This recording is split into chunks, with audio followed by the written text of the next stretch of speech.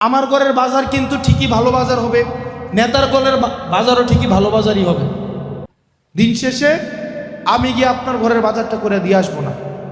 আপনি যে আমার পক্ষ হয়ে ঝগড়াটা করবেন বা আরেক নেতার পক্ষ হয়ে আমার বিপক্ষে ঝগড়া করবেন, আপনার আম্মা অসুস্থ হইলে আপনার আম্মার চিকিৎসার টাকাটা কিন্তু নেতা দিবে না, আমিও দিব না। আপনার নিজে কর্ম করে ওষুধটা কিনতে হবে। রাজনীতির বাস্তব চিত্র হাসনাত আব্দুল্লাহ ভাই তুলে ধরছে। তুমি রাতের বেলা ওই বালিশের মধ্যে মাথা রেখে চোখ বন্ধ করে একটু ভেবে দেখিও, তুমি যে নেতার পিছনে দৌড়াইতেছ, তুমি যে নেতার জন্য কষ্ট করতেছ, তুমি যে নেতার জন্য তুমি তোমার মূল্যবান সময়টা নষ্ট করতেছ, দিন শেষে দেখবা তোমার নেতাই হচ্ছে পরিবারকে নিয়ে অনেক সুন্দরভাবে লাইফ লিড করতেছে।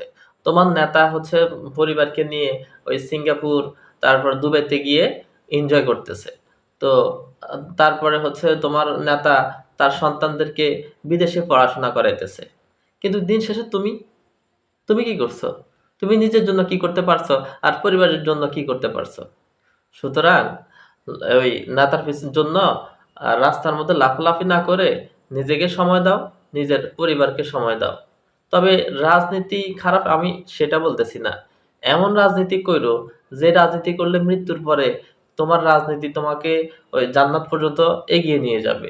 এমন রাজনীতি কইরো না যে রাজনীতি করলে মৃত্যুর পরে আল্লাহর দরবারে ওই আসামির কাঠগড়ায় দাঁড়াতে হয়।